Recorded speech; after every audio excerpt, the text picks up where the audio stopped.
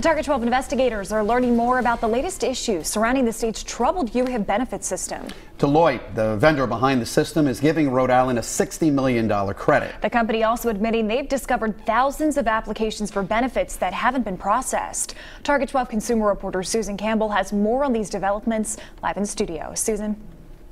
Some of the unprocessed applications date back to the beginning of the summer. State officials tell me it will likely take a couple months for workers to get through those cases. Thousands of applications for benefits lost in the UHIP computer system. It wasn't processed until afterwards of me coming here several times. This single dad asked us not to identify him. He says he had been trying to get child care assistance for more than a month. They were more than willing to help. It's just that their system was just, just not up to par. According to the state, a software fix in June created a new glitch that prevented thousands of applications from being properly checked into the system. Thousands of applications have come in that we haven't been calculating in the last few months. Eric Beane is the secretary of the Executive Office of Health and Human Services. He says it's too early to say exactly how many people have been affected by this error. There's no question that it's a very serious setback. In the wake of that setback, a $58.6 million credit from Deloitte, the company that built the problem-plagued system. The governor herself immediately got involved and called Deloitte's CEO and demanded that they provide a significant credit to the state. It ensures that Deloitte will continue working to fix the system at no charge to the state and taxpayers until June 30th, 2018. It also covers all of the costs associated with the extra hiring and the extra contractors that we brought on board to help us accelerate the progress on this project. Beane says Deloitte has also agreed to cover the cost of any federal fines levied against the state. This is the second credit from Deloitte. Back in April, the company credited the state $27 million, and the governor has not ruled out possible litigation against Deloitte. The company did not immediately respond to my request for comment. With the Target 12 investigator, Susan Campbell, Eyewitness News.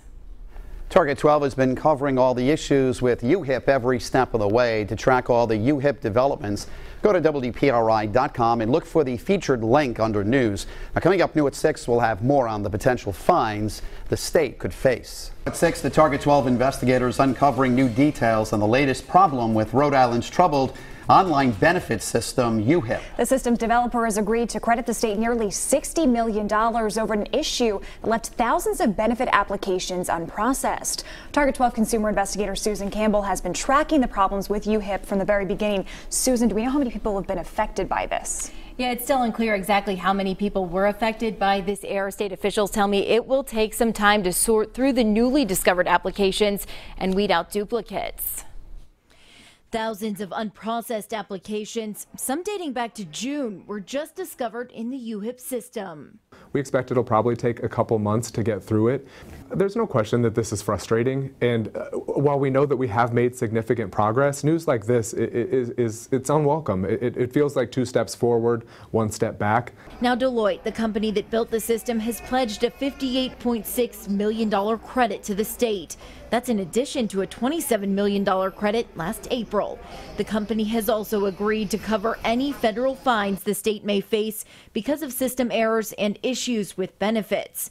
The size of those fines is still unknown. We do expect there to be significant penalties. It would be a wild guess at this point. We don't know, but it could be a significant number. As we've reported, the ACLU filed a lawsuit against the state over missing SNAP benefits for food. In a statement Tuesday afternoon, the organization reacted to the news of thousands of unprocessed applications, saying in part, the state is simply incapable of resolving this problem on its own.